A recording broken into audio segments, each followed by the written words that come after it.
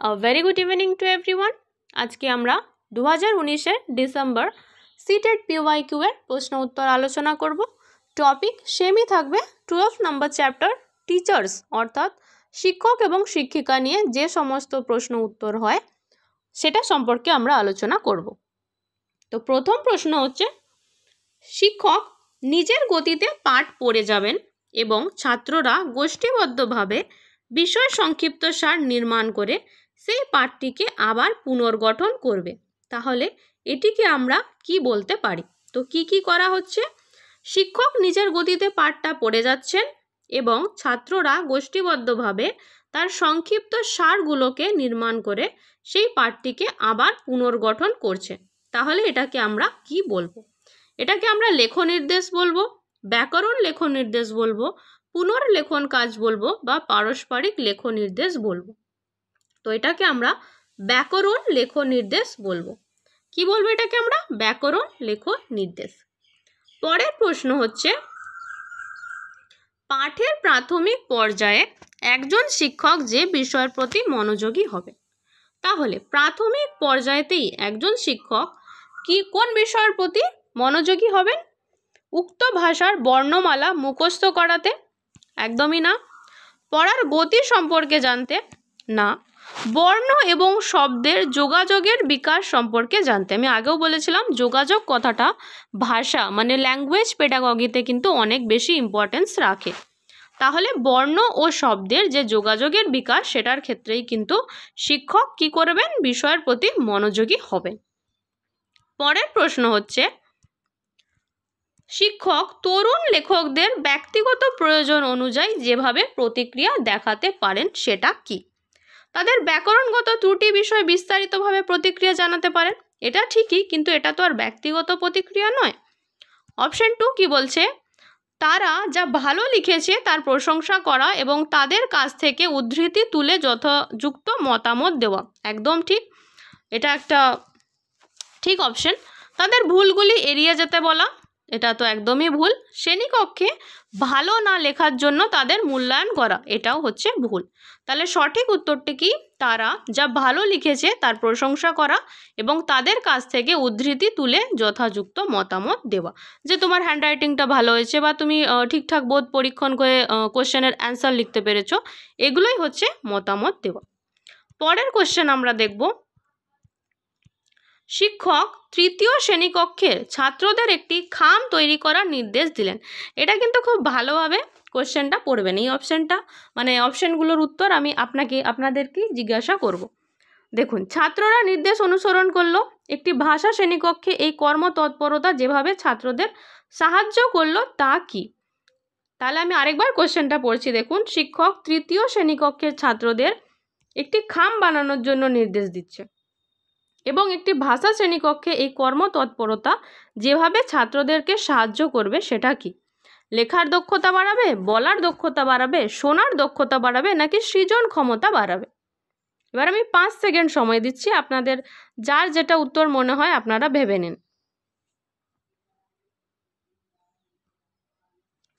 এবার দেখুন, আপনাদের অনেকেরই মনে হয়েছে যে হয়তো সৃজন ক্ষমতা বাড়াবে, যেহেতু খাম তৈরি করার কথা বলা হয়েছে।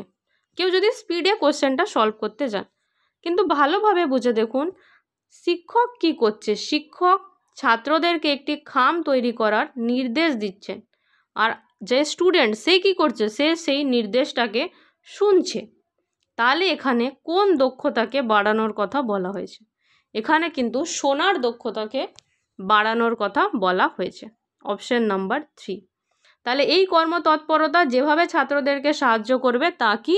তা হলো শোনার দক্ষতা বাড়ানো। কারণ টিচার তিনি নির্দেশ দিচ্ছেন খাম বানানোর জন্য। খাম কীভাবে বানাচ্ছে সেটা তো স্টুডেন্ট বানাবে, কিন্তু স্টুডেন্ট তো শুনে শুনে বানাচ্ছে। তাহলে এখানে কি হচ্ছে? শোনার দক্ষতা বাড়ানো হচ্ছে। নেক্সট আমরা আবার পেপার 2তে চলে এসেছি, ডিসেম্বর 19 পেপার 2। সপ্তম শ্রেণীকক্ষের একজন শিক্ষক একটি ভাষা কক্ষে দৃষ্টিবান ছাত্রদের পড়ানোর জন্য ইউটিউবের ভিডিও ব্যবহার করেন, রেকর্ডিং ব্যবহার করেন, দৃষ্টিহীন ছাত্রদের জন্য মিলেমিশে খেলার ব্যবস্থা করেন, দৃষ্টি ও শ্রবণ শক্তিহীন ছাত্রদের জন্য। শিক্ষক প্রতি এককের পোষণের জন্য যে সমস্ত মাল্টিমিডিয়া ব্যবহার করছেন সেটা কি authentic materials, linguistic different, learning style, নাকি শেখার অক্ষমতা? এই জিনিসটা কি? দেখুন, অথেন্টিক মেটেরিয়াল সেটাই হবে যদি এটা কোনো নিউজ পেপার হতো কিংবা কোনো অথেন্টিক জায়গা থেকে হতো। তিনি কি করছেন, তিনি ইউটিউবের ভিডিও ব্যবহার করছেন, রেকর্ডিং ব্যবহার করছেন, এগুলিকে অ্যাকচুয়ালি বলা হয় শেখার কৌশল বা লার্নিং স্টাইল। তাহলে অপশন নাম্বার 2 হচ্ছে এটার উত্তর। নেক্সট কোশ্চেন, আমরা এখন পেপার 2 সলভ করছি, ডিসেম্বর 19। আচ্ছা, এই কোশ্চেনটাও আমরা মনে হয় কনসেপ্ট ম্যাপিংয়ে পড়েছিলাম। দেখুন, একজন শিক্ষক লেহ এর উপর একটি অধ্যায় শুরু করতে চলেছেন। শুরু করার আগে লেহ বিষয়ে একটি চিত্র ব্ল্যাকবোর্ডে এঁকে তিনি একটি আলোচনা আহ্বান করলেন। এই যে লেখা আছে যেমন খাদ্য, সংস্কৃতি, ভাষা, এইসব। তাহলে এই যে চিত্রটা তিনি বোর্ডে এঁকেছেন, একে কি বলা হবে? আমি উত্তরটা বলেই দিয়েছি আর কি। এটা রাজ্য মানচিত্র নয়, এটাকে কি বলা হয়? এটাকে কনসেপ্ট ম্যাপিং বা ধারণা মানচিত্র বলা হয়। তাহলে আরেকবার আপনারা কোশ্চেনটা দেখতে পারেন যে এখানে কি বলা হচ্ছে। সেই চ্যাপ্টারটা, টপিকটা শুরু করার আগেই চিত্র একটা ব্ল্যাকবোর্ডে তিনি এঁকেছেন। তাহলে সেটাকে কি বলা হচ্ছে? সেটাকে কনসেপ্ট ম্যাপিং বলা হচ্ছে। যেরকম আমরা যদি কোনো অচেনা জায়গায় যাই, যে পরীক্ষার সেন্টার পরে আমরা কি দেখে নিই যে এই স্টেশনে নামলাম, এখান থেকে ডান দিকে গেলাম, তারপর বা বাঁ দিকে গেলাম, বা এখানে একটা মোড় আছে, তার রাইট সাইডে এই ইনস্টিটিউশনটা আছে, এখানে আমার পরীক্ষা। এই যে আগে ভাগে আমি যে একটা কোনো কাগজে বা পেপারে এঁকে নিচ্ছি বা দেখে নিচ্ছি গুগল ম্যাপে, তাহলে এটা কি? Concept mapping. এই জিনিসটাই এখানে বলা হয়েছে। নেক্সট প্রশ্ন হচ্ছে, একজন শিক্ষক প্রক্রিয়াগত কর্মকৌশল বা প্রসেস অ্যাপ্রোচ অনুসারে লেখার কাজে নিম্নলিখিতর মধ্যে কোনটি ব্যবহার করবেন না? কখনোই ব্যবহার করবেন না। এটার জন্য আপনাকে প্রশ্ন দেখতে হবে না। আপনি যদি 4টা অপশন দেখেন, অ্যাজ আ টিচার, যেহেতু সিটেট দিচ্ছেন, অবভিয়াসলি আপনাদের এম ইন লাইফ হচ্ছে টিচার। আপনারা এই 4টের মধ্যে নিজেরাই বলুন যে কোনটা উচিত নয় একটা টিচার হিসাবে। সেটা হচ্ছে নোটস লেখানো। নোটস লেখানো কখনোই একটা টিচার হিসাবে উচিত নয়। কোশ্চেন যাই হোক, অপশানে যদি এইটা থাকে যে কোনটি করা উচিত নয়, তাহলে তার উত্তর সবসময় এটাই হবে যে নোটস লেখানো কখনোই উচিত নয়। তাহলে আমাদের উত্তর কি হবে? Option number 2। এই যে কোনটি ব্যবহার করবেন না একটা টিচার। তারপরে কোশ্চেন আমরা দেখব, পেপার 2 ডিসেম্বর 19। একজন শিক্ষক একটি ছাত্রের জীবনের কিছু তাৎপর্যপূর্ণ ঘটনা, এটা মার্ক করবেন, তাৎপর্যপূর্ণ ঘটনা লক্ষ্য করেন এবং আখ্যান নথি রচনা করেন। এটাকে কি বলা যেতে পারে? আমি আগেই পড়িয়েছি, যখন কোনো একটা তাৎপর্যপূর্ণ ঘটনাকে পুঙ্খানুপুঙ্খভাবে লেখা হয়, তাৎপর্যপূর্ণ ঘটনা, তাকে আমরা কি বলে থাকি? অ্যানাকডোটাল রিপোর্ট বা কাল্পনিক ভিত্তিভূমির নথি। বাংলাটা আমার কাছে একটুখানি কঠিন মনে হচ্ছে এখানে। তাহলে উত্তর হচ্ছে অপশন নাম্বার 4, কাল্পনিক ভিত্তিভূমির নথি বা অ্যানাকডোটাল রিপোর্ট। পরের কোশ্চেন আমরা যাব। এই কোশ্চেনটি হচ্ছে জুলাই 2019-এর। ভাষা শিক্ষার শ্রেণীকক্ষে লেখার অভ্যাস আরম্ভ করার জন্য লেখার অভ্যাস একজন শিক্ষক যা করবেন তা হলো ছাত্রদের স্বল্প সময়ের মধ্যে বিষয় সম্পর্কে সম্ভাব্য বিকল্প চিন্তা করতে এবং বিভিন্ন ধারণা তৈরি করতে বলবেন। দেখুন 2 নম্বর অপশানটা 2বার লেখা হয়েছে। হ্যাঁ, সেকেন্ড অপশান হলো ব্ল্যাকবোর্ড লেখা বিষয় থেকে একটি অনুচ্ছেদ নকল করতে বলবেন। একদমই নয়। বিদ্যালয়ে আসার আগে অনুচ্ছেদটা পড়ে আসতে বলবেন এবং ভালো হাতের লেখায় লিখতে বলবেন। তাহলে এর উত্তর কি হবে? এর উত্তর হবে, দেখুন, যেন আমরা ছাত্রকে ভাবনা চিন্তা করার সুযোগ দিতে পারি। মানে কি? বিষয় সম্পর্কে অনেক সম্ভাব্য বিকল্প চিন্তা করবে এবং বিভিন্ন ধারণা তৈরি করতে বলবেন। তাহলে অপশন নাম্বার 1 হচ্ছে লেখার অভ্যাস আরম্ভ করার জন্য সবথেকে ভালো অপশন কি? যে তারা বিকল্পটা চিন্তা নিজেরাই করতে পারবে। এরপর আমরা নেক্সট কোশ্চেনে যাব। নেক্সট কোশ্চেন হচ্ছে জুলাই 19-এরই। তৃতীয় শ্রেণীকক্ষের শিক্ষিকা করুণা ছাত্রদের একটি কবিতা পড়ানোর পর তাদের কিছু কাজ দিতে মনস্থির করেন।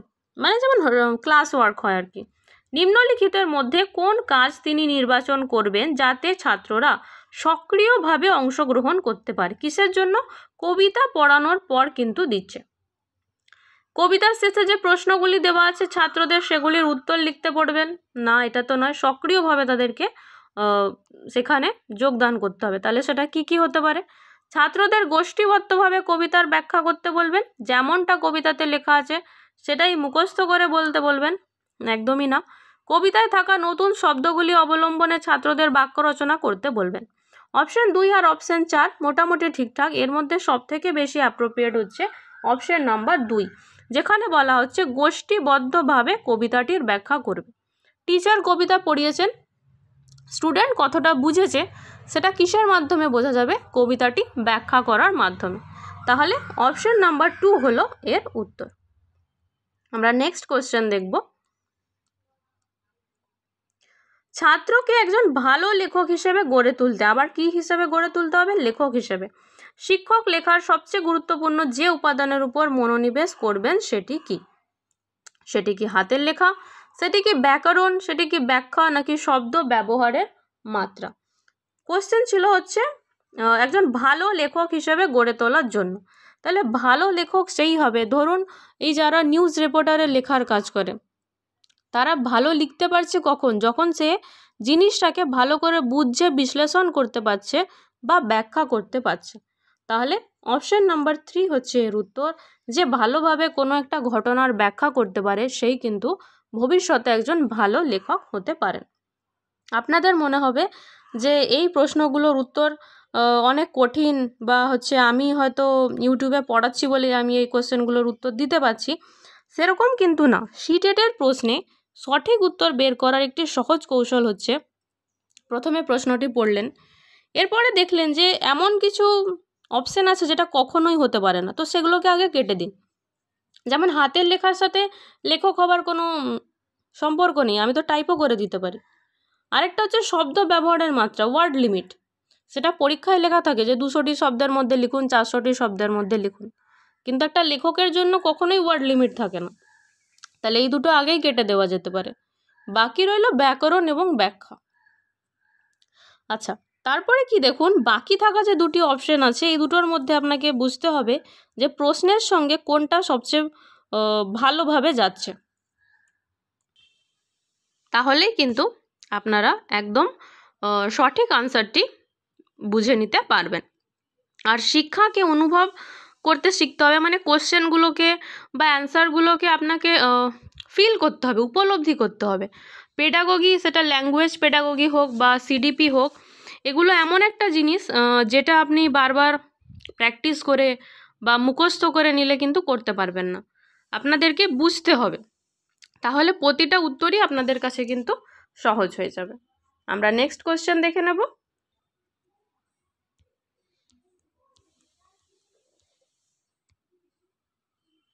নেক্সট কোশ্চেন, দ্বিতীয় শ্রেণীকক্ষের শিক্ষক তাশা ছাত্রদের শব্দ ভাণ্ডারের উন্নতির জন্য প্রচুর পরিশ্রম করেন। ছাত্রদের শব্দ ভাণ্ডার উন্নতির জন্য নিম্নলিখিত কোনটি সবচেয়ে ভালো পদ্ধতি হবে? এবার আমরা অপশনগুলো দেখে নিই। ছাত্ররা একটি নতুন অধ্যায় পড়ার আগে সমস্ত নতুন শব্দ মুখস্থ করে নেবে। আপনারাই বলুন, মুখস্থ করে নেবে, এই ওয়ার্ডটা কি ঠিক? এই ওয়ার্ডটা কি একটা নেগেটিভ ওয়ার্ড?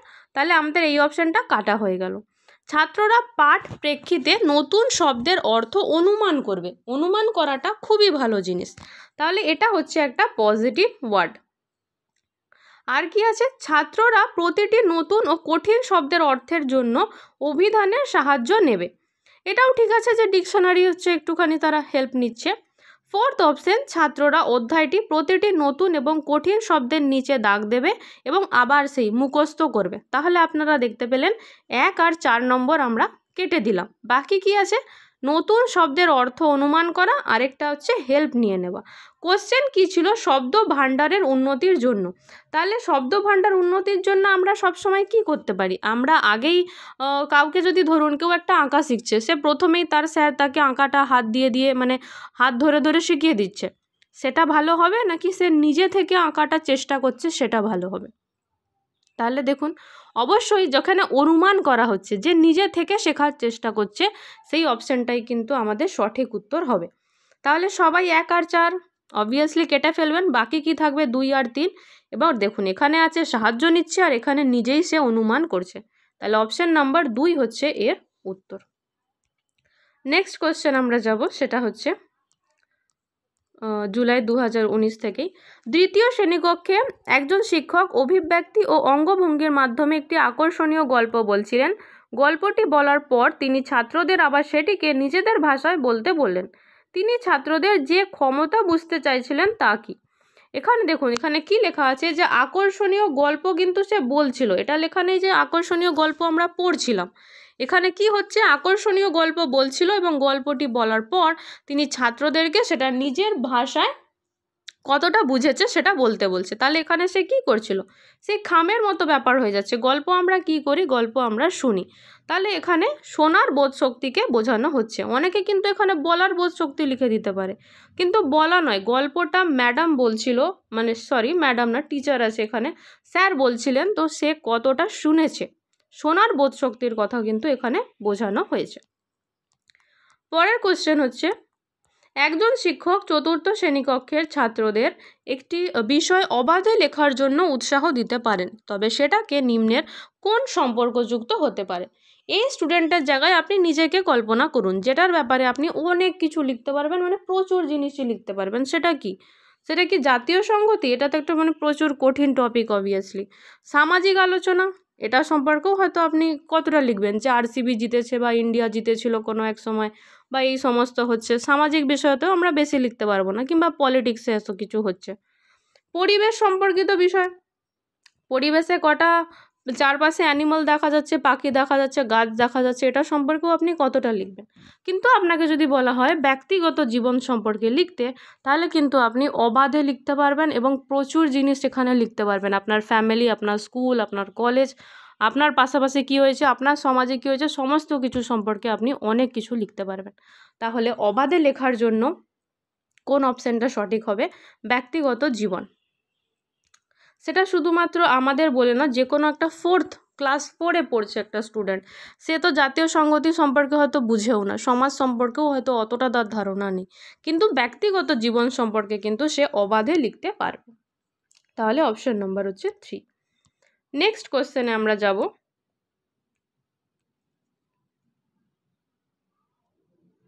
কোশ্চেনটা হচ্ছে, যে গল্প ইতিপূর্বেই ছাত্ররা পড়েছে তাকে আবার বলতে বলো। শিক্ষক যা নির্ধারণ করতে সাহায্য করবে তা হলো। তাহলে কি হয়েছে, ছাত্ররা একবার তো পড়ে নিয়েছে, তাকে হচ্ছে আবার সেটাকে বলতে বলা হচ্ছে। এখানে কিসে হেল্প করবে আপনারা বলুন? একটা গল্প আপনি জানেনই, সেটাকে আবার আপনাকে বলা হচ্ছে যে কীরকম বুঝেছো। আমরা বলি না যে এই গল্পটা কীরকম বুঝেছো বলো, যেরকম একটা সেই ভাত গল্প ছিল ক্লাস 11 বা 11-এর দিকেই মনে হয়। তাহলে সেটাতে কি বোঝানো হয়েছে, সেটাকে যখন আবার বলতে বলা হচ্ছে, তার মানে নিশ্চয়ই সেটা স্মৃতিশক্তিও নয়, উচ্চারণও নয় এবং বানানো নয়, সেখানে সে কতটা বুঝেছে, এই যে কম্প্রিহেনশন কথাটা যে থাকে, এটার উপরেই বেশিরভাগ পেডাগজিক্যাল কোয়েশ্চেনগুলো হয়ে থাকে। তাহলে এখানে কি নির্দেশ করা হচ্ছে? বোধ শক্তি নির্দেশ করা হচ্ছে, যে সেই স্টুডেন্টটা কতটা পরিমাণ বুঝেছে গল্পটাকে। আমাদের নেক্সট কোয়েশ্চেন, এটাও জুলাই থেকেই। কোনো ভাষা আনুষ্ঠানিক পদ্ধতিতে শিক্ষকের কোন ভাষা আনুষ্ঠানিক পদ্ধতিতে শিক্ষকের সাহায্যে শেখা হয়? এটা অনেকবার পড়ানো হয়েছে। অপশানে আছে প্রথম ভাষা, দ্বিতীয় ভাষা, মাতৃভাষা এবং ঘরের ভাষা। আচ্ছা, আপনারা বলবেন যে প্রথম ভাষা নাকি দ্বিতীয় ভাষা, কোনটা হলো মাতৃভাষা? আর শিক্ষক আমাদেরকে কোন জিনিসটা শেখায়, এটা হচ্ছে আপনারাই বলবেন। এটা কত নম্বর কোশ্চেন? 147। এটা হচ্ছে হোম টাস্ক।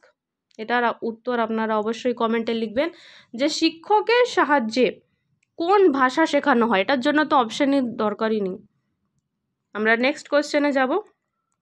এটাও হচ্ছে 2019-এর জুলাইয়ের কোশ্চেন। একজন শিক্ষক তরুণ শিক্ষার্থীদের নতুন শব্দ শেখানোর জন্য প্রকৃত বস্তু ব্যবহার করেন, তার কারণটা কি? একটি নির্ভেজাল ভাষা পড়া ও শেখার মাধ্যম, এটা শিক্ষার্থীদের জটিলভাবে ভাবতে সক্ষম করে একদমই, তাহলে তো সেটা ইউজই করা হতো না। আমরা চাই সরলভাবে বুঝুক স্টুডেন্টরা।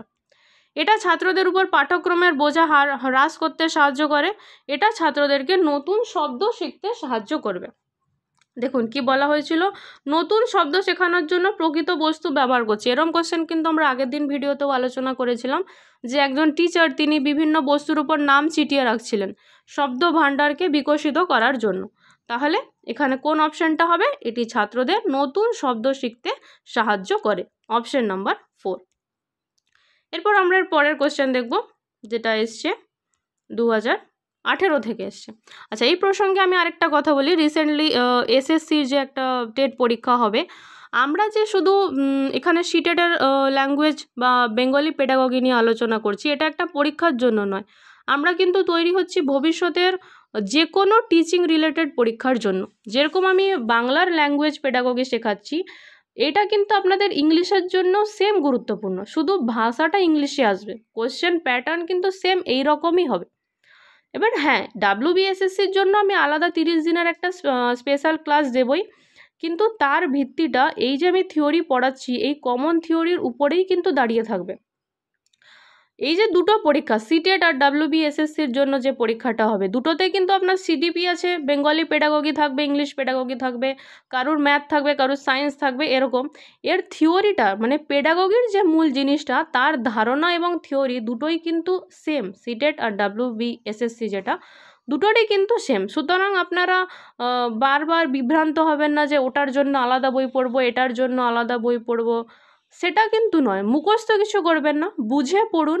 আর যে কোনো টেট, সেটা ওয়েস্ট বেঙ্গল হোক, বিহার হোক, ইউপি হোক বা সেন্ট্রাল টেট হোক, আমি আপনাদের পাশে অবশ্যই আছি। একদম শুরু থেকে টেট হওয়া পর্যন্ত আমি পাশে থাকবো। এটা ঠিক যে আমার ভিডিও দিতে রিসেন্টলি অনেক দেরি হচ্ছিল, কারণ আমার স্কুলের অনেক প্রেশার ছিল, মানে আমি এখন যে স্কুলে আছি আর কি বিহারের, তো সেই জন্যই আমি আবারও বলছি যে অনেকগুলো বই পড়বেন না, বরঞ্চ একটা বইকেই 3-4 বার করে পড়ুন, যেন পুরো কনসেপ্টটা ক্লিয়ার থাকে।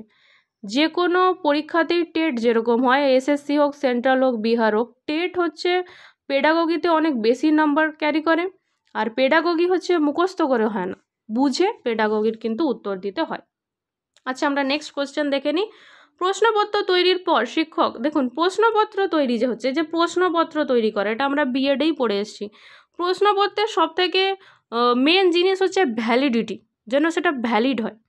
আমরা কোশ্চেনটাতে আসি, শিক্ষক পরীক্ষার বিষয়বস্তু চেক করে নিয়েছেন, প্রশ্নপত্রে শিক্ষকের প্রাথমিক চিন্তাভাবনা কি?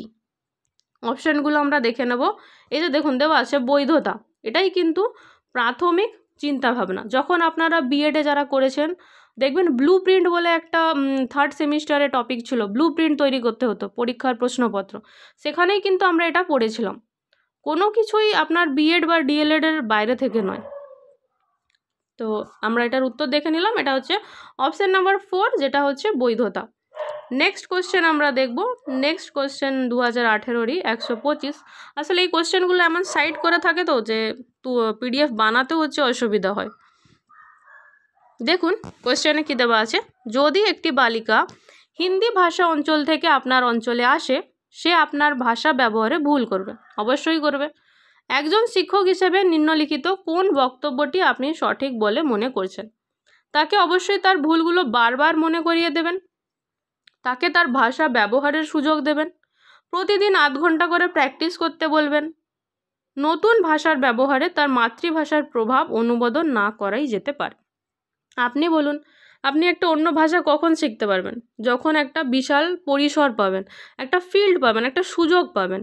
তাহলে যে হিন্দি অঞ্চল থেকে যখন কোনো স্টুডেন্ট এসেছে, সে কিভাবে শিখবে?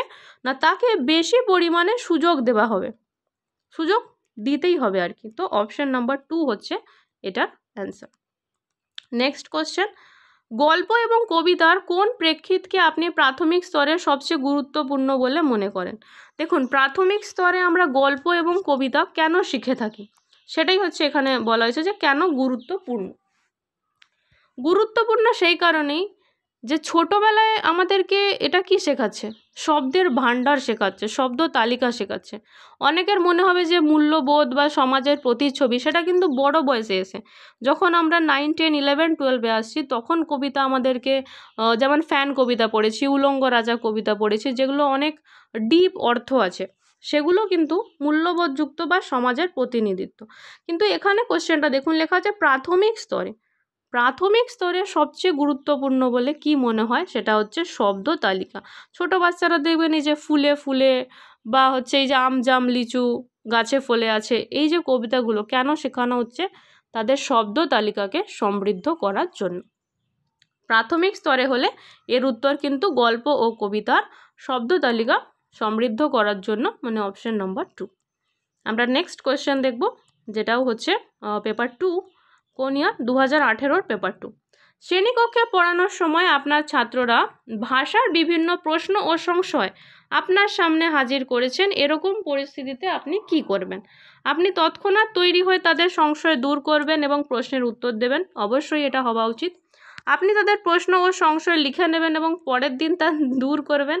এটা আপনারা অনেকেই জানেন, আমাদের সময়ও কিছু টিচার থাকতো যারা ধরুন অঙ্কটা বললো যে আচ্ছা ঠিক আছে আমি পরের দিন করে দেবো, খাতায় লিখে নিল। আমরা তখন মনে মনে কী ভাবতাম, এই নিশ্চয়ই বাড়ি গিয়ে কোনো বই খাতা বা কোথাও একটা দেখে টেকে তারপরের দিন টুকে আসবে। তো এটা কখনোই করা উচিত না। এটা করা উচিত যে তৎক্ষণাৎ তৈরি হয়ে উত্তর দেওয়া। আরও দুটো অপশান আমরা দেখে নিই যে এর থেকেও বেটার অপশান আছে নাকি। থার্ড অপশান হচ্ছে আপনি তাদের বই থেকে পড়ে নিতে বলবেন। এটা তো কখনোই না।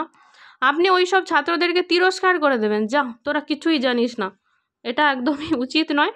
তাহলে আমাদের কোন অপশানটি ঠিক? যখন কোনো ছাত্র বিভিন্ন প্রশ্ন এবং সংশয় আপনার সামনে হাজির করবেন তখন আমাদের অ্যাজ আ টিচার উচিত তৎক্ষণাৎ তৈরি হয়ে তাদের সংশয় দূর করা এবং তাদের প্রশ্নের উত্তরটিকে দেওয়া।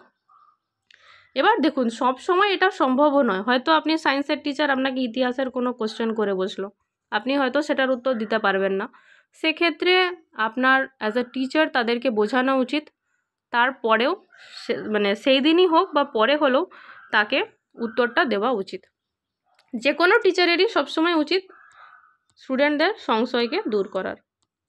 আচ্ছা নেক্সট কোয়েশ্চেন আবার 2018 পেপার 2 থেকে। উচ্চ প্রাথমিক অথবা মাধ্যমিক স্তরের ছাত্রছাত্রীদের ভাষার প্রতি আগ্রহ জাগ্রত করতে প্রয়োজন। যেমন ওয়েস্ট বেঙ্গল এসএসসি যেটা হচ্ছে সেটা প্রাইমারি নিয়ে হচ্ছে না, সেটা কিন্তু এই টাইপের কোশ্চেন যে মাধ্যমিক স্তর এবং উচ্চ প্রাথমিক মানে 6 to 8কে বোঝানো হচ্ছে। ভাষার প্রতি কি করা হচ্ছে? ভাষার প্রতি আগ্রহ জাগ্রত করার কথা বলা হয়েছে। এখানে কি করতে হবে? ছাত্রদেরকে বই পড়তে বলতে হবে, মোটামুটি ঠিক আছে, এটাও মানে অতটাও খারাপ নয়, ঠিকঠাক অপশান। ছাত্রছাত্রীদের অধিক মাত্রায় মৌখিক বিশ্লেষণ করতে বলা হবে। ছাত্রছাত্রীদেরকে বেশি শ্রুতি লিখন করতে বলা হবে, শ্রুতি লিখনে লেখাটাও হয়ে যায়। ব্যাকরণগত জ্ঞান বৃদ্ধি করার কথা বলা হবে না। দেখুন যখন উচ্চ প্রাথমিক বা মাধ্যমিক স্তরের ছাত্রছাত্রী ভাষার প্রতি আগ্রহ মানে জাগাতে হবে তখন কি করতে হবে? মৌখিক কথাবার্তা মানে অধিক মাত্রায় মৌখিক বিশ্লেষণের কথা কিন্তু বলতে হবে, তার মানে অপশন নাম্বার 2। নেক্সট কোয়েশ্চেন হচ্ছে 2016। একজন শিক্ষিকা শিক্ষার্থীদের সঙ্গে দেখুন নির্বাক সংযোগ স্থাপন করেছে, এটার উত্তর আপনাদেরই দিতে হবে। নির্বাক মানে কি? সে কোনো কথা বলছে না, তাহলে কি এটা মৌখিক নাকি অবাচনিক? লেখা তো নয় আর বাচনিকও নয়, মৌখিকও নয়, কেন মৌখিক বাচনিক এগুলো সব একই জিনিস। তাহলে সে নির্বাক হয়ে গেছে, কোনো কথা বলছে না, তাহলে এটাকে আমরা কি বলবো? অপশন নাম্বার 2 নন ভার্বাল সংযোগ স্থাপন সে করছে। পরবর্তী কোশ্চেন হচ্ছে একটি সিংহর গল্প পড়ার পর একজন শিক্ষিকা তার শিক্ষার্থীদের প্রশ্ন করছেন, মনে করো তুমি একটি জঙ্গলের সিংহ। এর মাধ্যমে তিনি তাদের কোন দক্ষতার উন্নয়নের প্রচেষ্টা করছেন? পঠন ও লিখন দক্ষতা। দেখুন আপনাকে যখন বলা হচ্ছে যে মনে করো তুমি এই ভারতবর্ষের হচ্ছে মানে কি পিএম বলা হোক বা রাজ্যের সিএম বলা হোক, তার মানে কি আপনি এটাকে মনে করে নিচ্ছেন।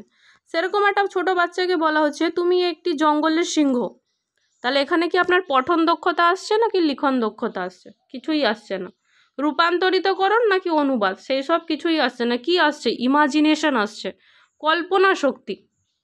তাহলে এখানে কোন দক্ষতার উন্নয়নের প্রচেষ্টা করা হচ্ছে? এখানে কল্পনা শক্তি বা সৃজনশীলতা। তো এর অপশন নাম্বার হচ্ছে 4। নেক্সট কোয়েশ্চেন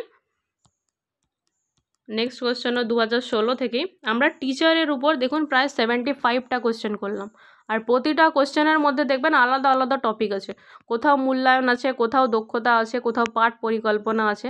সমস্ত টপিক কিন্তু টিচারের উপর ডিপেন্ড করছে।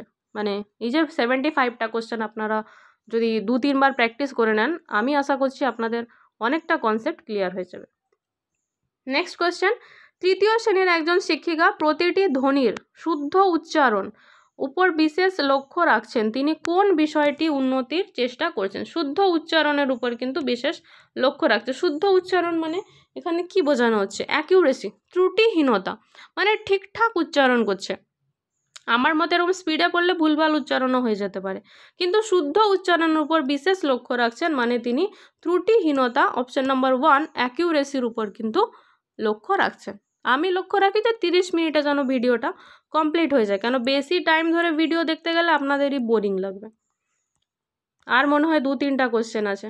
দেখুন 14 নম্বর কোশ্চেন, একজন শিক্ষিকা তার শ্রেণীর ছাত্রদের জোড়ায় জোড়ায় বিভক্ত করেন যাতে তারা পরস্পরের খাতা অদল বদল করে নির্দেশ অনুযায়ী সংশোধন করতে পারে।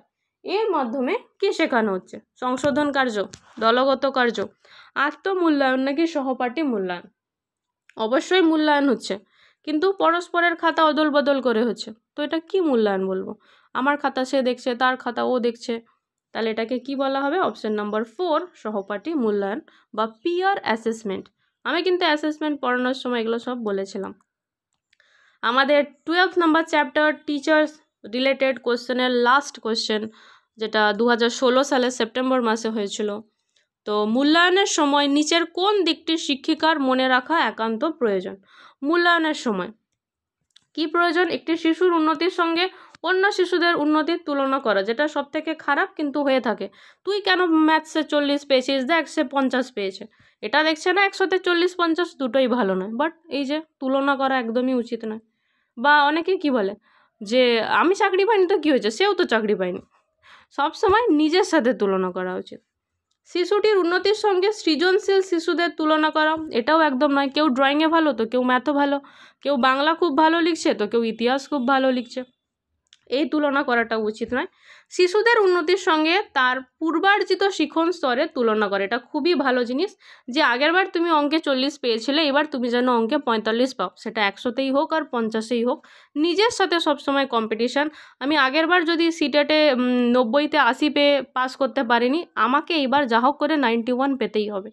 এইটাই হচ্ছে মূল্যায়নের সবথেকে নিজেকে সেলফ অ্যাসেসমেন্টটাও কিন্তু এটাই হওয়া উচিত, যে আমি আগেরবার আপনাদেরও বলছি যে সিটেটে কোন কোন জায়গাতে আপনি পাননি নাম্বারগুলো, আপনাকে সেই জায়গাগুলোতে আরও বেশি করে পড়তে হবে, আরও বেশি করে প্র্যাকটিস করতে হবে সেইগুলোই। সেটা ল্যাঙ্গুয়েজ পেডাগজি হতে পারে, ইংলিশ হতে পারে, ম্যাথস হতে পারে, ইভিএস হতে পারে বা সিডিপিও হতে পারে। তাহলে আমাদের এই টপিকটাও শেষ হলো এবং এর অপশন নাম্বার হচ্ছে 3, যে পূর্বার্জিত শিখনের সঙ্গে তুলনা করা। এরপরেও যদি আপনাদের কোন কোন টপিকে আরও ভিডিও চান সেটাও কমেন্টে লিখতে পারেন। আমি ভাবছি সিডিপি পড়াবো এরপর থেকে, আর কিছু পিওয়াইকিউ করিয়ে দেবো। আপনাদের সাজেশন থাকলে অবশ্যই কমেন্টে জানাবেন।